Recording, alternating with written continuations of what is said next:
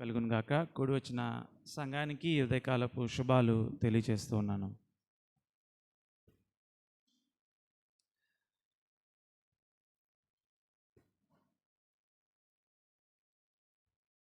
చిన్నపిల్లలకి ఏదైనా నేర్పించాలంటే one of the technique, లేకపోతే ఒక ముఖ్యమైన మనందరికీ తెలిసిన ఒక విషయం ఏంటంటే రెపిటీషన్. అంటే మనం అనుకుంటాం మెమరైజింగ్ అనేది ఇంపోజ్ చేస్తున్నామేమో అని. కానీ చాలాసార్లు పిల్లలకి మాటి మాటికి చెప్పించుట ద్వారా repetition is a good technique. Educationalist కూడా అదే చెప్తారు, రెపిటీషన్. ముఖ్యంగా చిన్నారి బిడ్డలు, అంటే ఇంకా స్కూల్కి వెళ్ళని పిల్లలు కూడా త్రూ రెపిటీషన్, అంటే మాటి మాటికి వినుట ద్వారా వారు వారి థాట్ ప్రాసెస్ని డెవలప్ చేసుకుంటారు. దాని ద్వారా ఒక సిస్టమ్ క్రియేట్ చేసుకుంటారు, ప్యాటర్న్స్ని క్రియేట్ చేసుకుంటారు. దాని ద్వారా వారు రొటీన్స్ని క్రియేట్ చేసుకుంటారు, రొటీన్కి అలవాటు పడతారు. సో వారికి ఏదైనా నేర్పించాలన్నా, లేకపోతే వారికి ఏదైనా అలవాటు చేయాలన్నా, లేకపోతే ఏదైనా ఒక మంచి అలవాటు నేర్పించాలన్నా టైం అండ్ అగైన్ వారికి చెప్పాలి. ఒకసారి చెప్పి వెంటనే దానికి వారు అలవాటు పడకపోయినా, అర్థం చేసుకోకపోయినా వారిని నిందించడం సరైనది కాదు. We have to train them రిపిటేటివ్లీ. ఇక్కడ అపోస్తలుడైన యోహాను కూడా చేస్తున్నది అదే.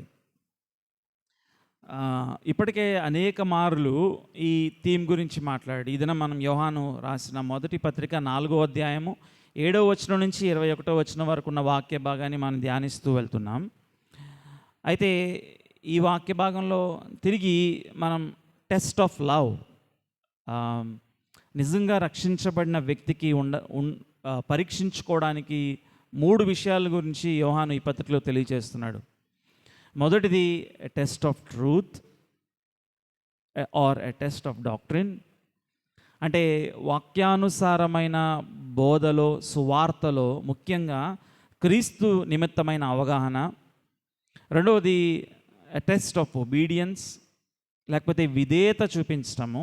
మూడవది ఎ టెస్ట్ ఆఫ్ లవ్, నేను నిజంగా రక్షించబడ్డానా లేదా అని సందేహం చాలామందికి ఉంటుంది. అయితే వారు ఫాల్స్ అష్యూరెన్స్లో బ్రతుకుతారు. అంటే తప్పుడు నిశ్చయత, రక్షించబడకపోయినా రక్షించబడ్డామనే భ్రమలో అనేక మంది బ్రతుకుతారు. అది ప్రమాదకరమే. లేకపోతే రక్షించబడి కూడా భయంతోనే బ్రతుకుతారు, ఆందోళనలతో, నిశ్చయత లేకుండా బ్రతుకుతారు. కానీ దేవుడు మనల్ని ఈ యొక్క సందేహాల మధ్యలో మనల్ని భయముతో మనం ఉండకూడదని ఆయన ఇష్టపడుతున్నారు. అందుకే ఇదే వాక్య భాగంలో రాయబడిన ఒక మాట ఏంటంటే, నిజమైన ప్రేమలో భయం ఉండదు. Hour God loves us so much that he wants us to be assured of eternal life. మన దేవుడు ఎంత ప్రేమ కలిగిన వాడంటే, మనము నిశ్చయత కలిగి, నిత్యత్వం గురించి నిశ్చయత కలిగి, మనము దేవునికి చెందిన వారమని నిశ్చయత కలిగి ఉండవాలని ఆయన ఇష్టపడుతున్నారు. కానీ అది ఫాల్స్ అష్యూరెన్స్ కాకూడదు, అంటే తప్పుడు నిశ్చయత కాకూడదు. మరి తప్పుడు నిశ్చయత కాకూడదంటే నిశ్చయతకు కావాల్సిన కొలమానం ఏంటి? Number 1, he or she, true Christian, should believe in the biblical gospel. సువార్త వాక్యము తెలియచేసిన విధంగా మనం విశ్వసించాలి. సువార్తలో కేంద్రమైనటువంటి క్రీస్తు గురించి, ఈ త్రియేక దేవుడు తాను బయలుపరుచుకున్న క్రీస్తు ఎవరు? ఆయన దేవుని కుమారుడు, శరీరధారి అయి యేసు ఈ లోకంలోనికి వచ్చెను. ఆయన దైవ మానవుడు, he's complete God and complete man. ఒకేసారి పరిపూర్ణమైన దేవుడు, పరిపూర్ణమైన మానవుడు. ఈ 2 స్వభావాలు ఆయనలో అవిభాజ్యమైనవి. They are inseparable. మొదటగా ఆయన ఎల్లప్పుడూ దేవుడై ఉన్నాడు. మన నిమిత్తమై ఆయన శరీరాన్ని ధరించుకొని ఈ లోకంలోనికి వచ్చాడు. తద్వారా శరీరధారి అయి వచ్చటలో గత వారం మనం ధ్యానిస్తూ వెళ్ళాము. ఉన్న గొప్ప సత్యం ఏంటంటే ఇంకెప్పుడు ఆయన శరీరధారి అయి ఉండబోతున్నాడు. Incarnation is not just temporary. అది ఆయన ఏదో తాత్కాలికంగా శరీరాన్ని ధరించుకొని రావడం మాత్రమే కాదు. ఈ ఆత్మ అయ్యున్న దేవుడు శరీరాన్ని ధరించుకొని వచ్చటలో అన్న ఒక గొప్ప సత్యం ఏంటంటే ఇంకెల్లప్పుడూ ఆయన శరీరంతో ఉండనే ఉన్నాడు. పునరుద్ధానుడై తిరిగి లేచాడు, కానీ శరీరంతోనే ఆయన తిరిగి లేచాడు. మనం పరలోక రాజ్యంలోనికి వెళ్ళినప్పుడు, లేకపోతే ఆయన మధ్యాకాశానికి వచ్చినప్పుడు, లేకపోతే ఆయన ఈ లోకంలోనికి వచ్చి ఆయన ఏలనై ఉన్నప్పుడు ఆయన విశ్వసించిన వారు ఆయన శరీరంతో కూడా చూస్తారు, మహిమ శరీరంతో. యేసుక్రీస్తు శరీరధారి అయి వచ్చాను. మరియు ఆయన గురించి మనం తెలుసుకోవాల్సిన మరొక ముఖ్యమైన విషయం ఏంటంటే ఆయనలో ఏ పాపమునూ లేదు. ఆయన శరీరధారి అయి వచ్చి ధర్మశాస్త్రాన్ని తూచా తప్పకుండా పాటించి దేవుని నీతిని స్పష్టంగా కనపరిచి ఏ పాపము డాగు మచ్చ లేకుండా జీవించి ఆయన సిలువకు ఎక్కిన కారణం ఏంటంటే మన పాపము ఆయన మీద మోపబడి ఉన్నవి. ఇదిగో లోక పాపమును మోసుకొని పోవు దేవుని గొర్రెపిల్ల. ఆయన పాపం చేయలేదు, తప్పు చేయలేదు.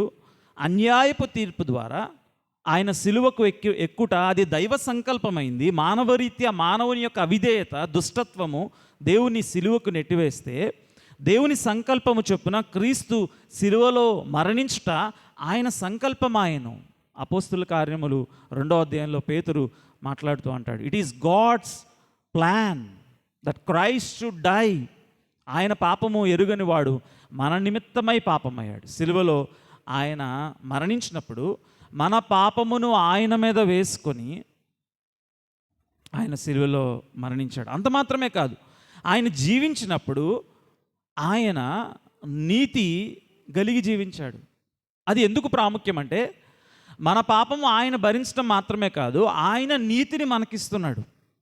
ఆయన స్వభావ సిద్ధమైన నీతి మరియు ఆయన జీవించిన నీతి. ఎందుకు ఆయన జీవించట నీతితో ప్రాముఖ్యం అంటే ఆయన జీవించిన ఆ నీతి మనకు ఆపాదించబడుతుంది విశ్వాసం ద్వారా.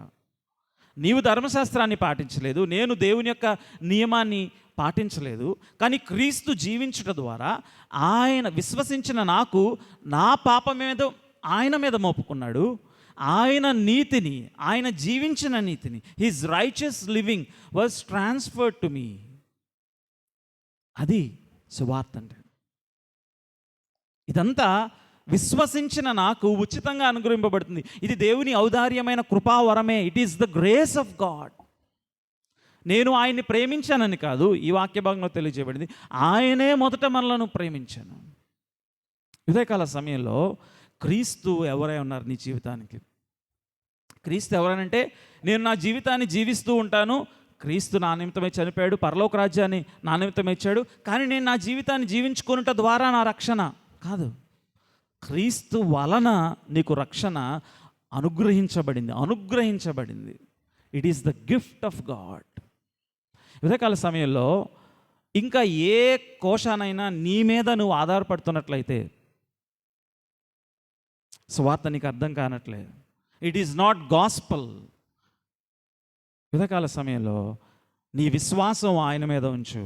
ఆయన నిమిత్తమై, నీ నిమిత్తమై చనిపోయి పాతి పెట్టబడి తిరిగి లేచాడని విశ్వసించి, నీ పాపాన్ని నిమిత్తమై ఆయన సిలువలో మరణించాడని, మరియు ఆయన నీతి నీకు ఉచితంగా అనుగ్రహించబడింది. The great exchange of sin and righteousness on the cross. ఇది రక్షణకు మూలం అని విశ్వసించుట. ఇది మొదటి స్టెప్. ఇది అసాధ్యం కాదు. దీనికోసం గొప్ప జ్ఞానం అవసరం లేదు. కానీ దేవుని అర్థం చేసుకున్నటకు విశ్వాసం ద్వారా ఆయన వైపు చూడు. అవును, నేను పాపం చేశాను, ఆయన నీతిమంతుడు, నేను విశ్వసించాను, నా పాపాన్ని ఆయన మీద మోపబడింది, విశ్వసించడం ద్వారా ఆయన నీతి నాకు విశ్వాసం ద్వారా అనుగ్రహించబడింది. ఇదే సువార్త. అయితే రెండవ, ఎవరైతే క్రీస్తుని ఈ విధంగా తెలుసుకుంటారో, నిజంగా తెలుసుకున్న వారిలో రెండవ పరీక్ష ఏంటంటే టెస్ట్ ఆఫ్ ఒబీడియన్స్. వీరు విధేయత చూపించడం ప్రారంభిస్తారు. అవును, నేను ఇంటలెక్చువల్గా విశ్వాసం ఉంచాను, నా పాపం ఆయన భరించాడు, ఆయన నీతి నాకు ఆపాదించబడింది, వెరీ గుడ్, డన్. ఇంకా నేను నా ఇష్టానుసారంగా జీవిస్తాను అని నిజ విశ్వాసి అనుకోడు. విధేయత ప్రారంభం అవుతుంది. రెండవ ముఖ్యమైన పరీక్ష ఏంటంటే ఎ టెస్ట్ ఆఫ్ ఒబీడియన్స్. నీ జీవితంలో విధేయత అను పరీక్షకు ప్రశ్న నీ ముందు ఉన్నప్పుడు నీ సమాధానం ఏంటి?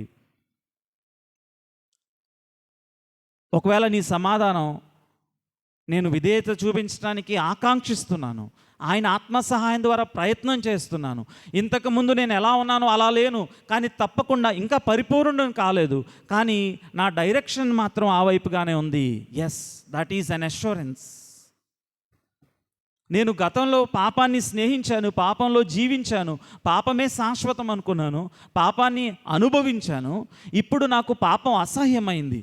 అవును, పాపం ఇంకా పూర్తిగా నాలోంచిపోలేదు, పాపంతో రోజు పోరాడుతూనే ఉన్నాను, పెనుగులాడుతూ ఉన్నాను, కానీ నా డైరెక్షన్ ఏంటంటే నేను అలా జీవించవలసిన వాడు కానని గ్రహించిన వాడై దాంతో పోరాడుతున్నాను, పాపంలోనే జీవించడం లేదు, పడుతున్నా లేస్తున్నా ముందుకు వెళ్తున్నాను. My direction is obedience. ఉదయకాల సమయంలో ఆ కాన్ఫ్లిక్ట్ నీ జీవితంలో లేదు అని అంటే అర్థం ఏంటంటే పాపంతో రాజీ పడిపోతున్నావు అంటే అర్థం ఏంటంటే నీ విశ్వాసాన్ని పరీక్షించుకో. ఇంకా నీవు క్రీస్తుని గ్రహించినట్లయితే అలాగూ జీవించలేవు. It is impossible for a true believer to continue in sin.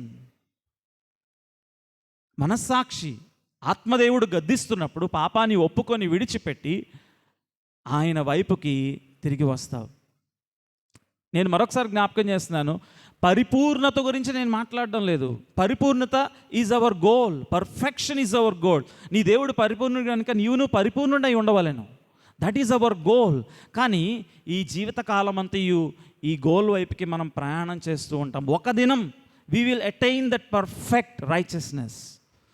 మహిమ దినాన్న క్రీస్తు ప్రత్యక్షమైనప్పుడు ఆయనందు విశ్వాసం ఉంచిన వారు మరుక్షణమే నీతిమంతులుగా తీర్చబట్టం, ప్రకటించబడటం మాత్రమే కాదు, మహిమ శరీరాన్ని ధరించుకొని పాపము లేని శరీరంతో వారు ట్రాన్స్లేట్ అవుతారు. ఆ దినం కోసం మనం నిరీక్షిస్తూ ఉన్నాం. That is our perfect day, the Lord's day. We are waiting for the Lord to come and transform us. కానీ ఈ దినం మనం పోరాడతాం, మన ఓల్డ్ నేచర్తో పోరాడతాం. అందుకే బ్యాప్టిజం గురించి ఒక భక్తుడు ఏమన్నారంటే baptism is the funeral of the old nature. బాప్తిస్మం అంటే ఏంటో తెలుసా? మన ప్రాచీన స్వభావానికి భూస్థాపన కార్యక్రమం. మనం నీళ్ళలో ముంచబడినప్పుడు భూస్థాపన జరుగుతుంది. దేనికి? నా ప్రాచీన స్వభావానికి, నూతన స్వభావంతో నేను తిరిగి లేస్తున్నాను. కానీ ఈ నూతన స్వభావం పాత స్వభావానికి మధ్య ఉన్న కాన్ఫ్లిక్ట్ అనేది కొనసాగుతూనే ఉంటుంది. ఎందుకని? మరణం ద్వారా లేకపోతే దేవుని ప్రత్యక్షత ద్వారా మాత్రమే మనం ఆ పర్ఫెక్షన్లోనికి, నెక్స్ట్ స్టేట్లోకి మనం వెళ్ళనే ఉన్నాం. కాబట్టి రెండవ పరీక్ష ఏంటంటే ఎ టెస్ట్ ఆఫ్ ఒబీడియన్స్. ఉదయకాల సమయంలో నువ్వు భ్రమపరుచుకోకుండా నిశ్చయతతో ఉండవాలంటే ఆర్ యూ దేవుని ఆత్మ సహాయం ద్వారా విధేయత చూపించడానికి నువ్వు ప్రయాణం చేస్తున్నావా? లేదు అని అంటే నీ జీవితంలో విశ్వాసం క్రీస్తు పట్ల నిజంగా ఉంచావో లేదో పరీక్షించుకో. Because a true believer will obey. అందుకే 2వ అధ్యాయం 10వ వచనంలో అనుకుంటాను, 3వ అధ్యాయం 10వ వచనం,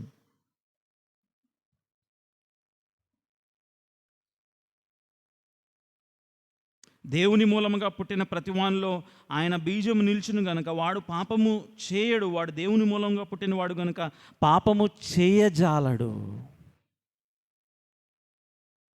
అంటే యోహాన్ చెప్తున్నాడు ఏంటంటే sin is not for believers.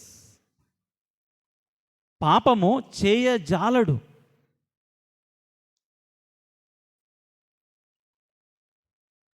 మూడవ ముఖ్యమైన పరీక్ష ఏంటంటే ఎ టెస్ట్ ఆఫ్ లవ్.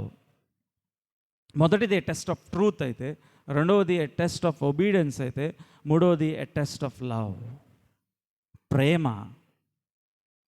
నిజంగా నువ్వు క్రీస్తు ద్వారా దేవుని తెలుసుకున్నట్లయితే నీలో విధేయత ప్రారంభమవుతుంది. రెండవది ప్రేమ. It is the surest assurance. నిజమైన దేవుని ప్రేమ is an assurance of your salvation. ఈ మొదటి యోహాను పత్రికలో మనం స్పష్టంగా చూసే విషయం. అయితే 4వ అధ్యాయం 7వ వచనం నుంచి 21వ వచనం వరకు ఉన్న వాక్య భాగంలో 2 విషయాలు మనకు తెలియజేయబడుతున్నాయి. మొదటిది, గాడ్ హ్యాస్ లవ్డ్ అస్. రెండవది, వీ షుడ్ లవ్ అదర్స్. అంతే, క్లుప్తంగా దేవుడు మనల్ని ప్రేమించాడు, మనము ఇతరులని ప్రేమించబద్దులమై ఉన్నాము. దేవుడు మనల్ని ప్రేమించున్నాడు, మనం ఇతరులని ప్రేమించబద్దులమై ఉన్నాము.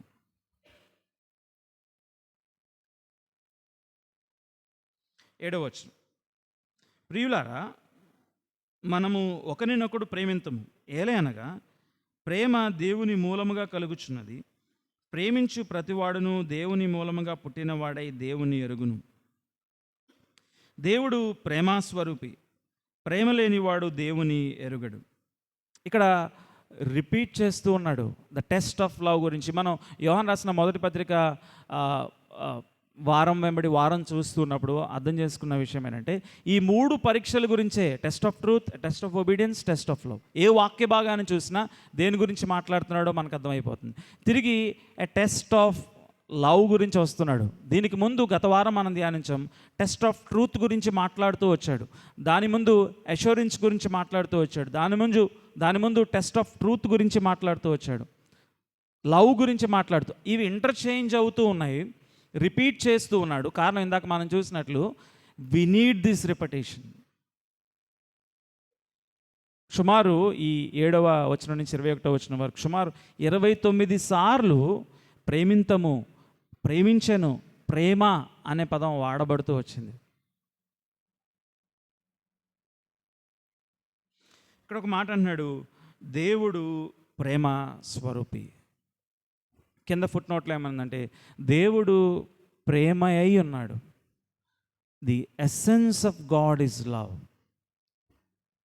చాలాసార్లు బైబిల్లో దేవుని యొక్క లక్షణాలు, స్వభావం, లక్షణాలు ఎలా వెల్లడిపరచబడ్డాయంటే, దేవుడు కరుణ కలిగినవాడు, దేవుడు శక్తి కలిగినవాడు, శక్తిమంతుడు, ఇలా దేవుని యొక్క లక్షణాలు అనేకం తెలియచేయబడినాయి. కానీ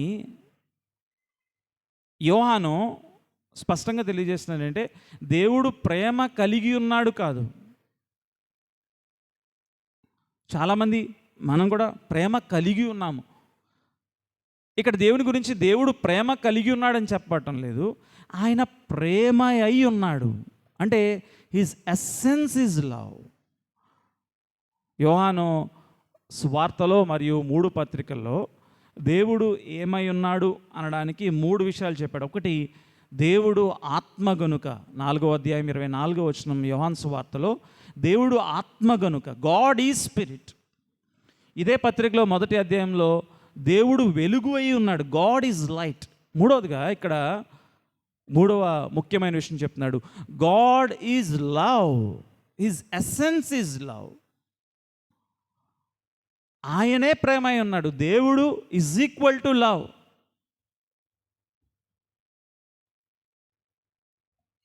నేను ఇప్పుడు జ్ఞాపకం చేస్తూ వస్తాను, చాలాసార్లు మనం ఏమనుకుంటామంటే, దేవుడు మానవుని ఎందుకు సృజించాడంటే, మనం అనుకునేది ఒక అపార్థం ఏంటంటే, దేవుడికి ఆయన ప్రేమించడానికి ఎవరు లేరు, పాపం ఒంటరిగా ఉన్నాడు, అందుకే మానవుని చేశాడు. నీకోసమే దేవుడు, నిన్ను ప్రేమించడం కోసమే నిన్ను చేశాడు, నువ్వు లేకపోతే దేవుడు ఏదో కోల్పోతాడు అన్నట్లు ఆలోచించే వారికి అర్థం చేసుకోవాల్సిన విషయం ఏంటంటే, దేవుడు నిన్ను నన్ను చేసినా చెయ్యకపోయినా ఆయన ప్రేమ అయి ఉన్నాడు. మరి ప్రేమ అనేది రిలేషన్షిప్ కదా, మరి ఎవరిని ప్రేమించాడు? తండ్రి, కుమార, పరిశుద్ధాత్మ త్రియేక దేవుని మధ్య ఎల్లప్పుడూ త్రియేక దేవునిగా ఉన్న ఈ త్రిత్వ దేవునిలో ఎల్లప్పుడూ ప్రేమ ఉంది. తండ్రి కుమారుని ప్రేమించాడు, తండ్రి పరిశుద్ధాత్మను ప్రేమించాడు, పరిశుద్ధాత్ముడు కుమారుని ప్రేమించాడు, కుమారుడు పరిశుద్ధాత్మని ప్రేమించాడు. ఈ 3 వ్యక్తులు, ఒకే దేవుడిగా ఉన్న 3 వ్యక్తుల్లో ఎల్లప్పుడూ ప్రేమ ఉంది. మరి ఎందుకు మనల్ని సృజించాడు? ఆ ప్రేమలో నుంచి అవుట్ఫ్లో ఏంటంటే, ఆయన క్రియేటివ్ కెపాసిటీస్లో నుంచి, ఆయన ఔదార్యమైన కృపలో నుంచి, ఆయన మహిమను మనకు చూపించటం కోసం.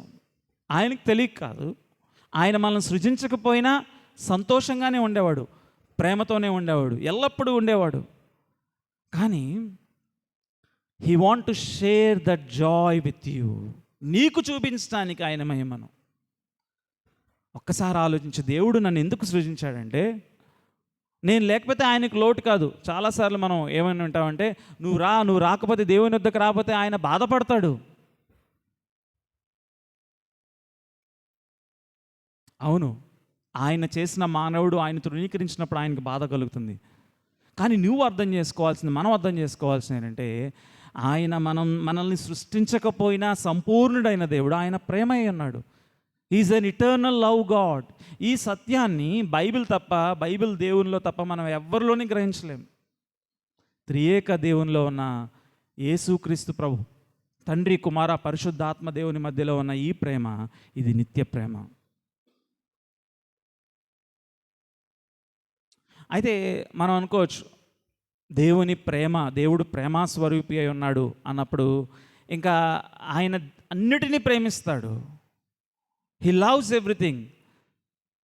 కాబట్టి మనం పాపం గురించి ఏమనకూడదు, లోకం ఎటుపోయినా ఏమనకూడదు. కారణం ఏంటంటే దేవుడు ప్రేమ అయి ఉన్నాడు కదా, ఆయన నేచర్ లవ్ కదా. లవ్ అంటే ఏంటి? ఇంకా ఏది జరిగినా ఏమనకుండా నిశ్శబ్దంగా ఉండాలి. దేవుని ప్రేమలో ఉన్న ఒక ఉన్నతమైన లక్ష్యం ఏంటంటే, అది దేవుని యొక్క నీతితో జోడింపబడి ఉన్నది. ఆయన నీతికి వైరుధ్యమైన దానిని ఆయన ప్రేమించలేడు. అంటే దేవుడు ప్రేమై ఉన్నాడు కనుక ఆయన పాపాన్ని ప్రేమించలేడు. ఆయన నీతికి అది వైరుధ్యమైనది. It is against the law of God. దేవుడు ప్రేమయ్య ఉన్నాడు, కానీ దేవుని ప్రేమ ఆయన నీతి అనే బౌండరీస్లో ఉంది.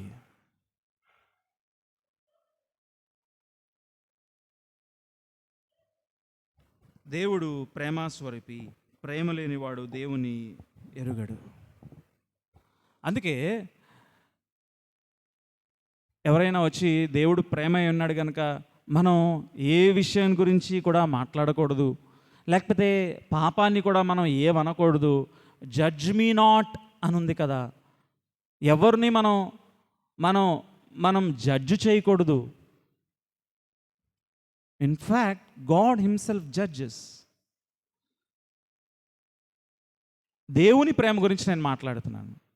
ఎవరైనా జడ్జ్ చేయగలిగిన వారు ఉన్నారంటే అది దేవుడు మాత్రమే. కారణము ఆయన ప్రేమకు ఆయన నీతి అనే లిమిట్ ఉంది, ఆయన లా, ధర్మశాస్త్రము అనే లిమిట్ ఉంది.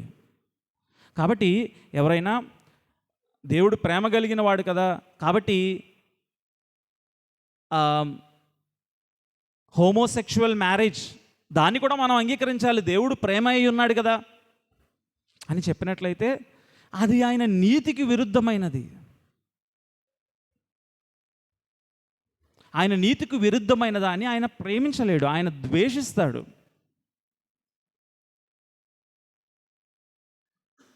దేవుడు ప్రేమ అయి ఉన్నాడు, కానీ మనం జ్ఞాపకం చేసుకోవాల్సిన ఆయన ప్రేమలో ఆయన లిమిట్ ఏంటంటే ఆయన లా, ఆయన నీతికి విరుద్ధంగా ఆయన ప్రేమించలేడు. ఆయన ఎసెన్సే లవ్. కానీ అందుకే మనం ఇక్కడ జాగ్రత్తగా అర్థం చేసుకోవాల్సిన విషయం ఏంటంటే, in true love, in Christian love, in God's love there is truth. దేవుని ప్రేమలో సత్యం ఉంది, ట్రూత్, ట్రూ లవ్.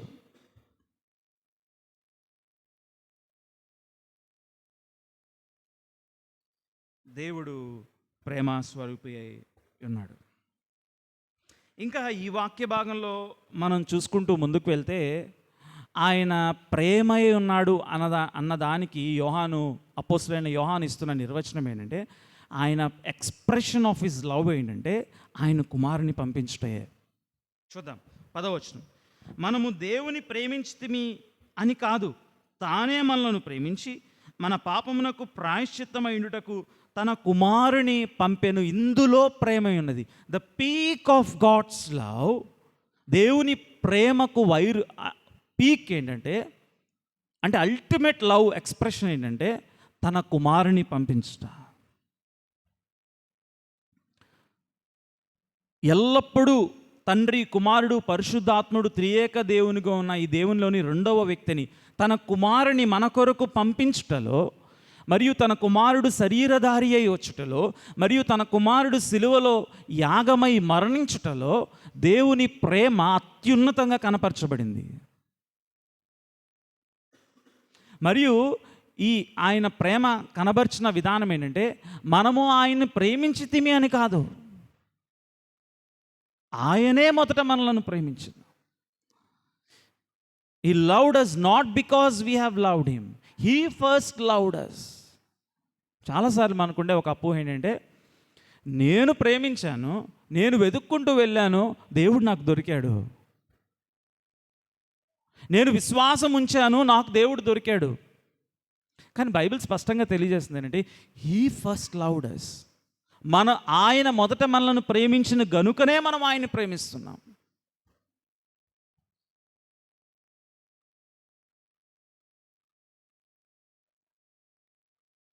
ఎందుకు ఇది ప్రాముఖ్యమైందంటే, మనము ఇక్కడ రెండు విషయాలు ఈ వాక్య భాగంలోనే నేను జ్ఞాపకం చేశాను. దేవుడు మనల్ని ప్రేమించాడు, మనం ఇతరులని ప్రేమించవలసిన వారమై ఉన్నాం. మనం ఇతరులని ప్రేమించవలసిన వారమై ఉన్నాము కనుక ప్రేమను అర్థం చేసుకోవాలంటే, దేవుని ప్రేమ అంటే ఏంటో మనం అర్థం చేసుకోవాలి. మనం అర్థం చేసుకున్నది ఏంటంటే, God's love is an eternal love. అది నిత్యము ఉన్న దేవుని స్వభావము, ఎసెన్స్ ఆఫ్ గాడ్. మరియు ఆయన ప్రేమకు పరిధి ఏంటంటే, లిమిట్ ఏంటంటే, అవును, ఆయన ప్రేమ అన్కండిషనల్, ఆయన ప్రేమ అపారమైనది, ఆయన ప్రేమకు అవధులు లేవు. ఆయన ప్రేమ ఎంతవరకైనా తెగిస్తుంది. తన ప్రాణం ఇచ్చినంతగా, తన కుమారుని బలిగా ఇచ్చినంతగా ప్రేమిస్తుంది. The limits for his love is his law. ఆయన నీతికి వైరుధ్యంగా ఆయన ప్రేమించలేడు. ఆయన నీతి ఏం చెప్తుందంటే, పాపాన్ని ద్వేషించవలసిందే. కాబట్టి పాపాన్ని కూడా ప్రేమించలేడు ఆయన. లేకపోతే పాపం చేస్తున్నప్పుడు కూడా నిన్ను సరే అని, నిన్ను ఓకే అని చెప్పడు. కారణము, ఆయన ప్రేమకు ఉన్న లిమిట్ ఏంటంటే హిజ్ లా.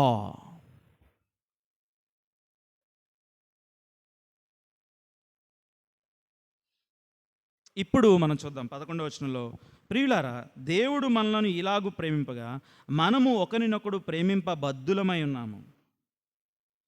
ఏ మానవుడును దేవుణ్ణి ఎప్పుడు చూచి ఉండలేదు.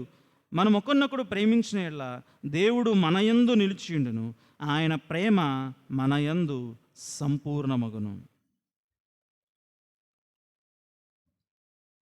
దీనివలన మనము ఆయన యందు నిలిచి ఉన్నామనియు, ఆయన మన యందు ఉన్నాడనియు తెలుసుకొంచున్నాం. ఏలయనగా ఆయన మనకు తన ఆత్మలో పాలు దయచేసి ఉన్నాడు. మరియు తండ్రి తన కుమారుని రక్షకుడిగా ఉండుటకు పంపియుండుట మేము చూచి సాక్ష్యం ఇచ్చున్నాము. యేసు దేవుని కుమారుడని ఎవడు ఒప్పుకొనునో వానిలో దేవుడు నిలిచి ఉన్నాడు, వాడు దేవుని యందు ఉన్నాడు. మన ఎడల దేవునికి ఉన్న ప్రేమను మనం ఎరిగిన వారమై దాన్ని నమ్ముకొని ఉన్నాము. దేవుడు ప్రేమస్వరూపి అయి ఉన్నాడు. ప్రేమ యందు నిలిచి ఉండువాడు దేవుని యందు నిలిచి ఉన్నాడు, దేవుడు వాని యందు నిలిచి ఉన్నాడు.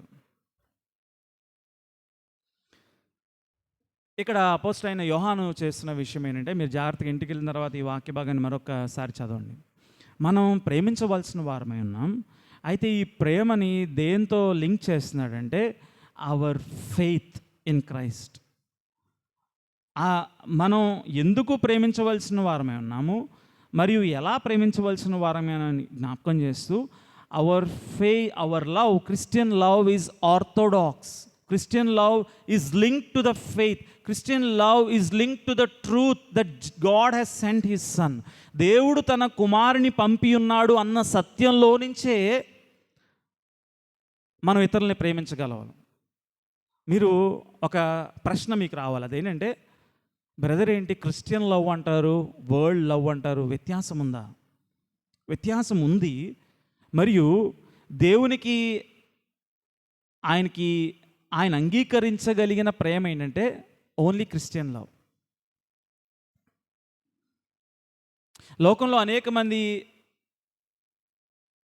ఔదార్యం చూపిస్తున్నారు, మనకంటే కనికరం చూపించేవారు చాలామంది ఉన్నారు, మనకంటే దాన ధర్మాలు చేసేవారు చాలామంది ఉన్నారు, మనకంటే మంచి పనులు క్రియలు చేసేవారు ఎంతోమంది ఉన్నారు, ఎంతో చారిటీ వర్క్ చేసేవారు ఉన్నారు.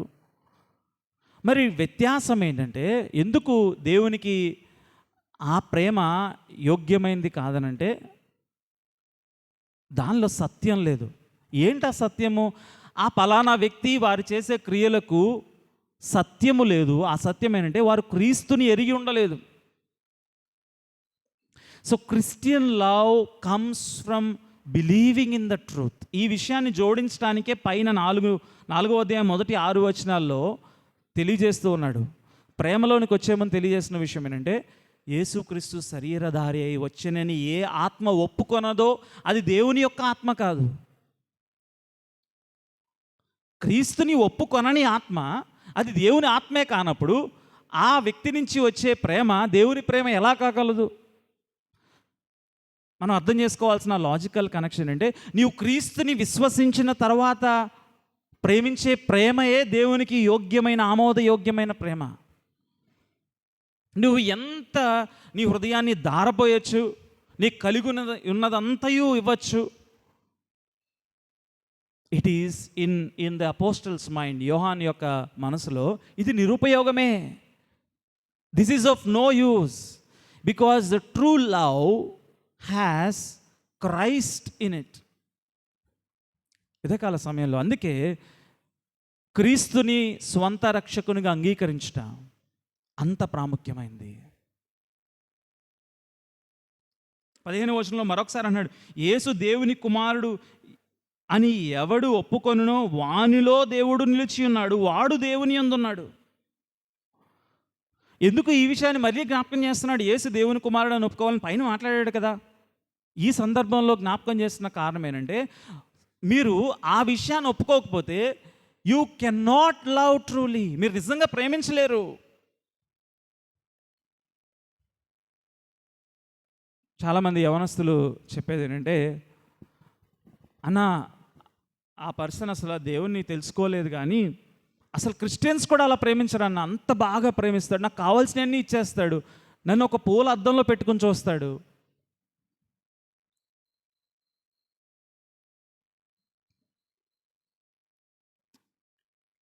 అపోస్తలుడి యొక్క ఉద్దేశంలో that is not true love. అందుకే బైబిల్ ఇచ్చిన నియమం ఏంటంటే, విశ్వాసికి అవిశ్వాసికి పొత్తెక్కడ.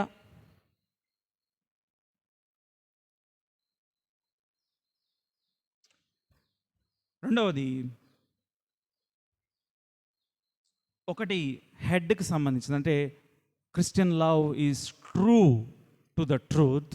రెండవది హ్యాండ్స్కి సంబంధించింది, క్రిస్టియన్ లవ్ ఈజ్ యాక్టివ్. 16వ వచనం, మన ఎడల దేవునికి ఉన్న ప్రేమను మనం ఎరిగిన వారమై దాన్ని నమ్ముకొని ఉన్నాము. దేవుడు ప్రేమాస్వరూపి అన్నాడు. ప్రేమ యందు నిలిచి ఉండేవాడు దేవుని యందు నిలిచినాడు, దేవుడు వాని యందు నిలిచి ఉన్నాడు. తీర్పు దినమందు మనకు ధైర్యం కలిగినట్లు అంటూ కింద మాట్లాడుతూ ఏమంటాడంటే, 20వ వచనము, ఎవడైనను దేవుని ప్రేమించుచున్నాడని చెప్పి తన సహోదరుని ద్వేషించిన యెడల అతడు అబద్ధికుడగును. తాను చూచిన తన సహోదరుని ప్రేమింపని వాడు తాను చూడని దేవుని ప్రేమింపలేడు. అంటే చెప్తున్న విషయం ఏంటంటే, అవును, Christian love is first in the understanding.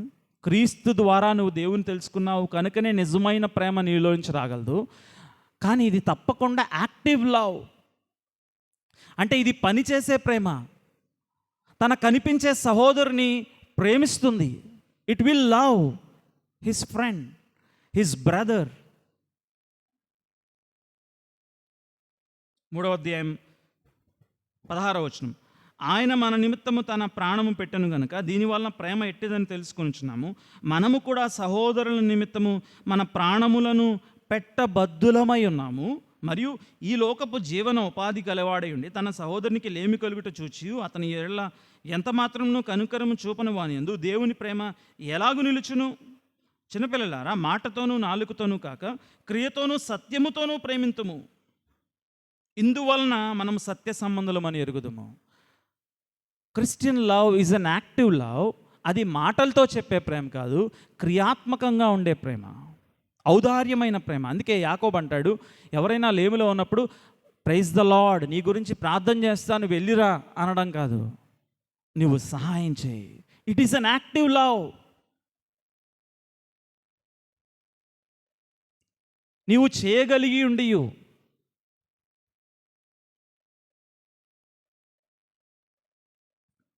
నీకు అది చిన్న విషయమే, నువ్వు చేయగలవు.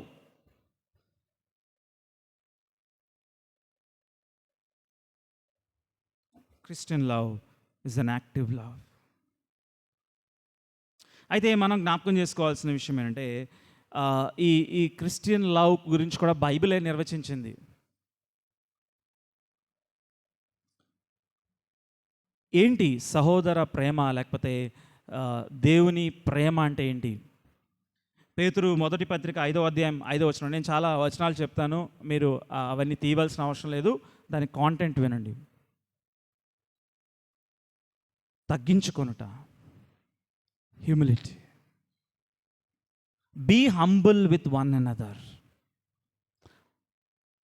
ఇదే విషయాన్ని గురించి పౌలు మాట్లాడుతూ ఏమనంటాడంటే, రోమిలికి రాసిన పత్రిక 12వ అధ్యాయంలో, తనను ఎంచుకొనదగిన దానికంటే ఎక్కువగా ఎంచుకొనక, మరియు ఇతరులని నీకంటే ఉన్నతముగా ఎంచుకొనుట.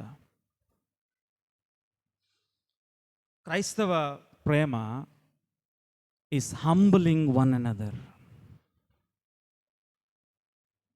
రోమిలికి రాసిన పత్రిక 12వ అధ్యాయం 16వ వచనంలో, క్రైస్తవ ప్రేమ ఏంటంటే సమాధానముతో ఉండుట.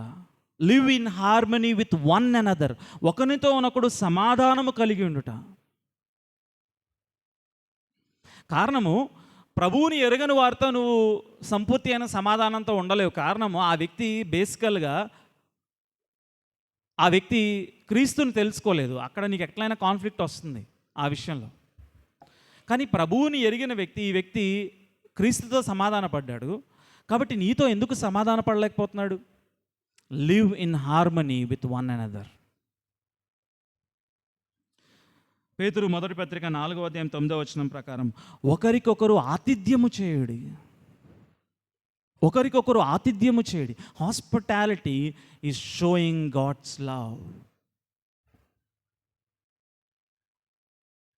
నేను బెంగళూరులో ఉన్నప్పుడు అక్కడ ఉన్న చర్చ్లో మా పాస్టర్ ఎవ్రీ వీక్ నన్ను ఇంటికి ఇన్వైట్ చేసేవాళ్ళు. వీక్లీ వన్స్ ట్యూస్డే మార్నింగ్ 10:30కి అలా వెళ్ళేవాడిని. నేను బయటకు వచ్చేప్పటికి 3:30 అలా అయ్యేది. అనేక విషయాల గురించి మాట్లాడుతూ, మ్యారేజ్, పేరెంటింగ్, మినిస్ట్రీ, లంచ్ కూడా అక్కడే చేసేవాడిని. ఎంతో సమయాన్ని గడిపి తర్వాత వచ్చేవాడిని వీక్ ఆఫ్టర్ వీక్. ఆ హాస్పిటాలిటీలో ఐ లెర్న్ మెనీ థింగ్స్. చాలా విషయాలు నేర్చుకోగలిగాను. Love one another.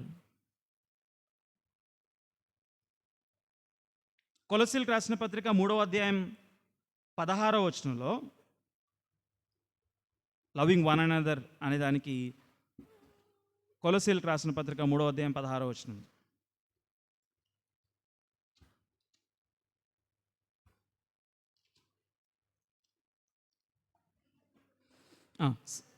సంగీతములతోనూ కీర్తనలతోనూ ఆత్మ సంబంధమైన పద్యములతోనూ ఒకడికొకడు బోధించుచు బుద్ధి చెప్పుచు కృపాసహితముగా. చాలండి. సంగీతములతోనూ కీర్తనలతోనూ ఆత్మ సంబంధమైన పద్యములతోనూ ఒకరికొకడు బోధించుచు. ట్రూ బిబ్లికల్ లవ్ ఏంటంటే, through the songs that we sing we teach one another. అది మనం పాడే కీర్తనలు కావచ్చు, లేకపోతే లేఖనాల్లోని కీర్తనలు కావచ్చు. ఒకరికొకరు బోధించు మరియు బుద్ధి చెప్పచ్చు. వాక్యం ద్వారా admonishing one another. It is true love. సొంత వివేచన కాదు, సొంత బోధ కాదు, వాక్యం ద్వారా edifying one another. That is the true love.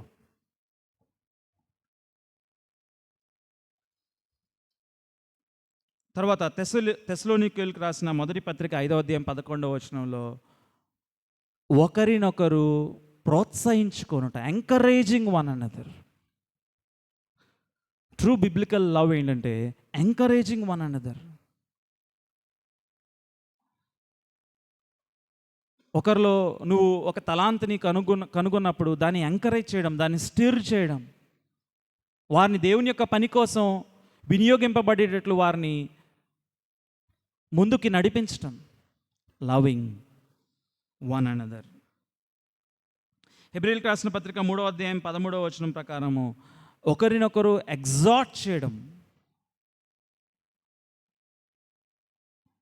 In a right way, కొన్నిసార్లు గద్దించటం, ప్రేమతో కూడిన గద్దింపు. Exhorting one another. This is true biblical love. Thessalonica మొదటి పత్రిక 5వ అధ్యాయం 15వ వచనం ప్రకారము మంచి చేయుట, డూయింగ్ గుడ్. పేతురు మొదటి పత్రిక 4వ అధ్యాయం 10వ వచనం ప్రకారం సర్వింగ్ వన్ అనదర్, ఒకరికి ఒకరు పరిచర్య చేయుట.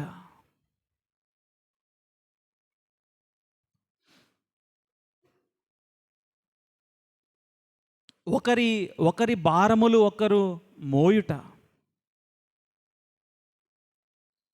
ఎఫెసీయులకు రాసిన పత్రిక 4వ అధ్యాయం 32వ వచనం ప్రకారం బీయింగ్ కైండ్. చూద్దాం ఒకసారి ఎఫెసీయులకు రాసిన పత్రిక 4వ అధ్యాయం 32వ వచనం.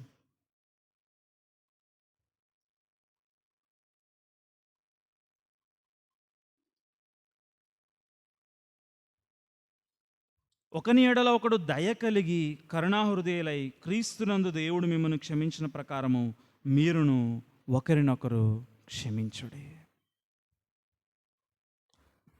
చాలాసార్లు మనం దేవుడు మనల్ని ప్రేమించినాడు, మనం ఇతరులని ప్రేమించడం, దాని గురించి నిర్వచనం మనకు అర్థం కాదు. కానీ బైబిల్ స్పష్టంగా తెలియజేసింది. Encouraging one another, exhorting one another, serving one another, bearing one another's burdens. తగ్గించుకొనుట, సమాధానముతో ఉండుట, ఒకరికొకరు ఆతిథ్యం ఇచ్చుట,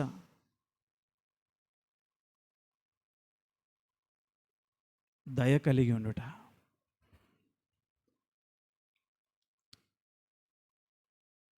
ఎందుకనంటే ప్రభు ఒక మాట జ్ఞాపకం చేస్తూ ఉన్నారు. అదేంటంటే తన అపోస్తలుల ద్వారా యోహాను మొదటి పత్రికలో,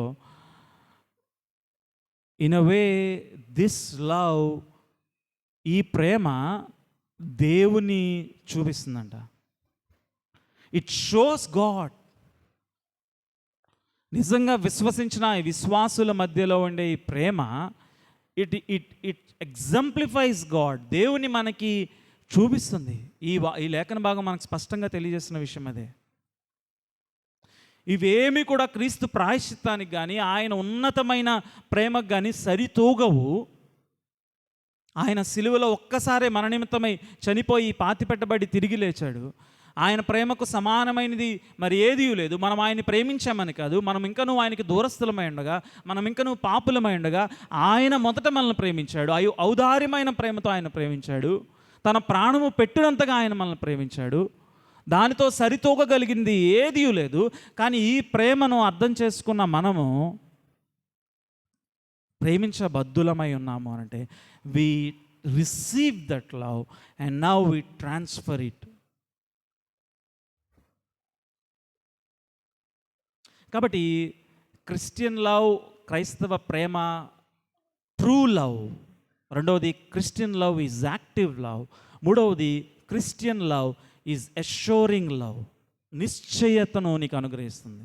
ఈ ప్రేమ ఒకవేళ నువ్వు క్రైస్ట్ని ఎరిగి విధేయత చూపిస్తూ ఈ ప్రేమను నువ్వు ధరించుకున్నట్లయితే, ఈ ప్రేమలో నువ్వు కొనసాగుతున్నట్లయితే, ఈ ప్రేమలో నువ్వు సాధన చేస్తున్నట్లయితే, ఈ ప్రేమలో నువ్వు గ్రో అవుతున్నట్లయితే, ఈ వాక్య భాగం తెలియజేస్తున్న విషయం ఏంటంటే you can experience the assurance of salvation. రక్షణ నిశ్చయత కలిగి ఉండవచ్చు. ఎలా చెప్తున్నానో చూడండి, మీరే ఇక్కడ చూడండి ఈ లేఖన భాగంలో 16వ వచనం. మన ఎడల దేవునికున్న ప్రేమను మనం ఎరిగిన వారమై దాన్ని నమ్ముకొని ఉన్నాము. దేవుడు ప్రేమాస్వరూపి ఉన్నాడు. ప్రేమ యందు నిలిచి ఉండేవాడు దేవుని యందు నిలిచి ఉన్నాడు. దేవుడు వాని యందు నిలిచి ఉన్నాడు. తీర్పు దినమందు మనకు ధైర్యము కలుగునట్లు దీనివలన ప్రేమ మనలో పరిపూర్ణము చేయబడి ఉన్నది. 18వ వచనం, ప్రేమలో భయం ఉండదు, అంతేకాదు పరిపూర్ణ ప్రేమ భయమును వెళ్ళగొట్టును. భయము దండనతో కూడినది, భయపడువాడు ప్రేమయందు పరిపూర్ణము చేయబడినవాడు కాడు. బైబిలే చాలాసార్లు ఏం చెప్పిందంటే, యెహోవాయందు భయభక్తులు కలిగి ఉండుట జ్ఞానమునకు మూలం. Fear the lord. కానీ ఇక్కడ మాట్లాడుతున్న విషయము ప్రేమలో భయం ఉండదు అని అంటే అర్థం ఏంటంటే, ఒక దినము నువ్వు దేవుని ఎదుట నిలవబడినప్పుడు ఆయన తీర్పు నిమిత్తమై భయపడాల్సిన అవసరం లేదు. కారణము, నువ్వు ఈ ప్రేమలో ఎదిగావు కనుక God will not condemn you. నీలో ఇంకా ఆ తీర్పు భయము ఉండనక్కర్లేదు. You can be assured that you are saved. నిశ్చయతతో నువ్వు బ్రతకచ్చు. కారణం, ఈ ప్రేమలో నువ్వు ఎదుగుతూ ఉన్నావు, సాధన చేస్తూ ఉన్నావు, ఆయన ఆత్మ సహాయం ద్వారా గ్రో అవుతూ ఉన్నావు. సాధారణంగా నీ స్వభావం అయితే అది కాదు, నా స్వభావం అయితే అది కాదు. నా స్వభావం అయితే ఈర్ష్య, ద్వేషము, అసూయ, మాటకు మాట, పంతము. కానీ ఆత్మ సహాయం ద్వారా నేను దీనిలో సాధన చేస్తూ గ్రో అవుతూ ఉన్నాను. It is an assurance. నిశ్చయతతో ఒక దినం ప్రభువు ముందు నిలబడినప్పుడు, ప్రభువా నీవు నన్ను రక్షించుకున్నావు, ఇదిగో నేను నీ కోసం జీవించాను, దీనిలో ఎదిగాను. It is an assurance. ఈ ఉదయకాల సమయంలో are you growing in the love? 20వ వచనం, ఎవడైనను దేవుని ప్రేమించున్నాడని చెప్పి తన సహోదరుని ద్వేషించినట్లా అతడు అబద్ధికుడగును. తాను చూచిన తన సహోదరుని ప్రేమింపని వాడు తాను చూడని దేవుని ప్రేమింపలేడు. అట్ ద సేమ్ టైం ఇక్కడ కూడా biblical methods of love, in truth, సత్యములో ప్రేమించట. ఎందుకనంటే నేను ఎందుకు ప్రారంభంలో దేవుని యొక్క ప్రేమ గురించి వివరిస్తూ వచ్చానంటే, ఒక వ్యక్తి వాక్య వ్యతిరేకమైన బోధన కలిగి ఉండి ఆ వ్యక్తిని కూడా మనం ప్రేమించాలంటే, ప్రేమించడం అంటే ఆ వ్యక్తి కింద పడిపోయి ఉంటే ఈ వ్యక్తి నా బోధకు సంబంధించినడు కాదని వెళ్ళిపోవడం కాదు కదా. It will become more worse than an unbeliever. అక్కడ నువ్వు ఆయన ఏ బోధకు చెందినోడు, ఏ మతానికి చెందినోడు, ఏ కులానికి చెందినోడు, ఈ విషయాలు ఏమీ చూడవు. He needs help, desperate help. కానీ ఈ సత్యాన్ని అంగీకరించని వ్యక్తితో నువ్వు లాంగ్ లాస్టింగ్ రిలేషన్షిప్లో ఉండలేవు, ఫ్రెండ్షిప్లో ఉండలేవు. నాకు చాలామంది ఫ్రెండ్స్ ఉండేవాళ్ళు అనమాట. వాళ్ళు ముస్లిమ్స్. నేను డిగ్రీలో మా కాలేజ్ 1:30కి అవుతే నైట్ ఇంటికి 7:30కి వెళ్ళేవాడిని. అంటే 6-7 అవర్స్. అంటే ఏదో తిరుగుతాం కూడా కదా, కాలేజ్లో కూర్చొని we use to spend time. మధ్యాహ్నం అంతా ఆడుకొని ఈవినింగ్ టైం స్పెండ్ చేసి వెళ్ళేవాళ్ళం. అంత ఫ్రెండ్స్, ప్రతిదినం కనెక్షన్లో ఉండేవాళ్ళం. Now I have very very very very very very limited. నా ఫ్రెండ్స్ కారణము, ఇప్పుడు వాళ్ళు ఫోన్ చేస్తే వాళ్ళతో కూడా మాట్లాడుతాను, but I cannot relate to them so naturally. అప్పుడు నా ప్రయారిటీస్ వేరు, ఇప్పుడు నా ప్రయారిటీస్ వేరు. కారణము, జనరల్గా వారిని ప్రేమించగలుగుతానేమో కానీ in truth I cannot love. ఎందుకంటే వారికి నాకు మధ్యలో ట్రూత్ అనే బ్యారియర్ వస్తుంది. వారు క్రీస్తుని అంగీకరించలేదు. అట్ ద సేమ్ టైం కొంతమంది అలా మేము ఫ్రెండ్షిప్ పంచుకున్నవారు ఇప్పుడు క్రీస్తుని ఎరిగిన వారు ఉన్నారు. అప్పుడు కంటే ఎక్కువగా వారితో ఆ సహవాసాన్ని ఎంజాయ్ చేయగలుగుతున్నాం. ఉదాహరణకు చైతన్య ఉన్నాడు. అదర్ సైడ్ ఆఫ్ ద వరల్డ్లో he was my friend. Now in Christ he is my friend. We enjoy that fellowship. కాబట్టి true Christian love has truth in it. It has limits.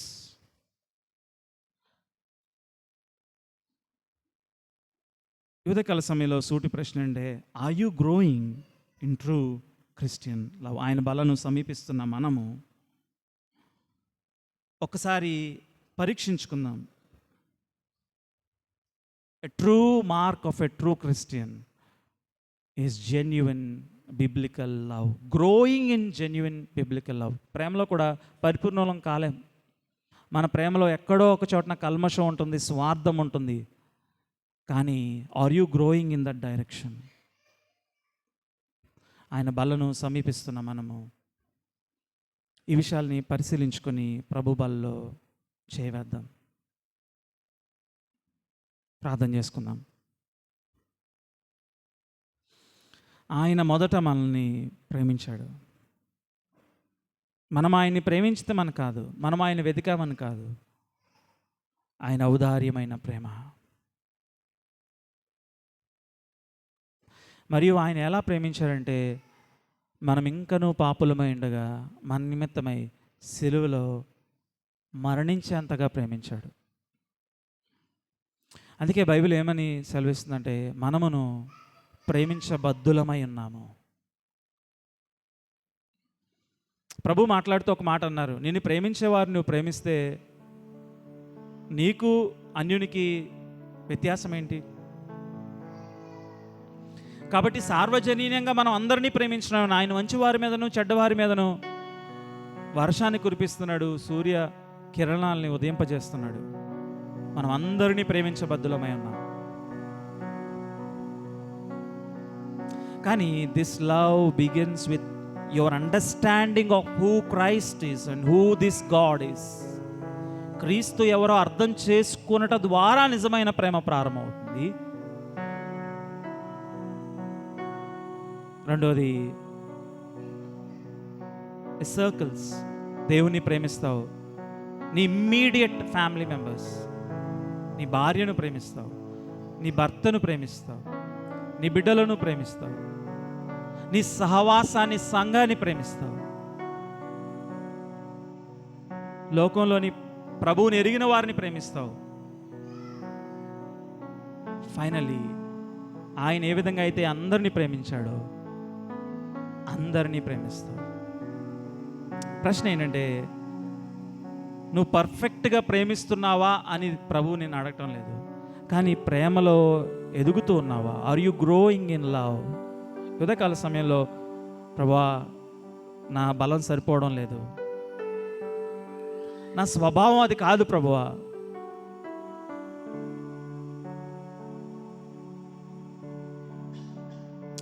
రెండవది, are you loving in truth? ప్రేమలో సత్యం ఉంది. In God's love is limited by his law. ఆయన ధర్మశాస్త్రానికి bound అయి ఉంది ఆయన ప్రేమ. అంటే పాపాన్ని ఆయన ప్రేమించలేడు. అందుకే సిలువలో కూడా పాపినైన నిన్ను నన్ను చేర్చుకోవడానికి పాప దండన కూడా తన కుమారుని మీద మోపాడు. ఆ దండన లేకపోతే, ఆ శిక్ష లేకపోతే ఆయనకి మనం ఎప్పుడూ సమీపస్థులం కాలేమో. That is how perfect his righteousness is. అందుకే ఒక కీర్తనలో ఉంటుంది కదా, కృప నీతి ఒకదాన్నొకటి ముద్దు పెట్టుకుని,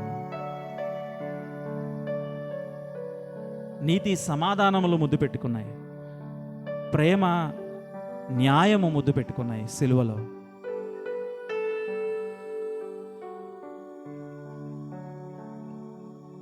these to diametrically opposite attributes of God are reconciled in the cross in the person of Jesus Christ.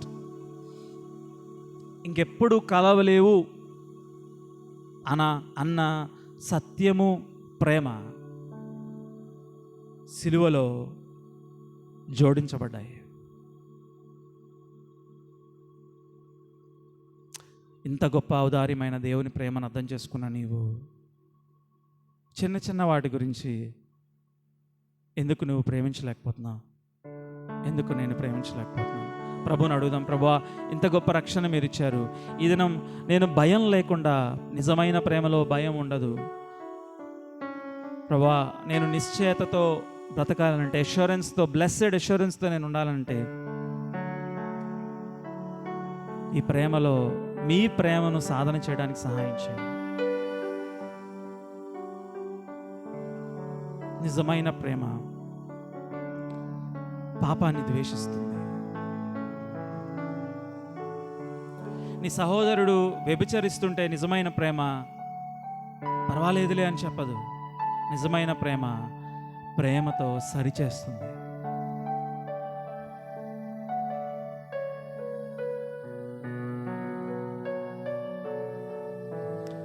ప్రార్థన చేసుకుందాం. మనం ప్రభు బలను సమీపిస్తున్నాం. లేఖనం ఒక మాట తెలియజేస్తుంది, మిమ్మల్ని మీరు పరీక్షించుకొని ప్రభు బలలో చేవేయండి.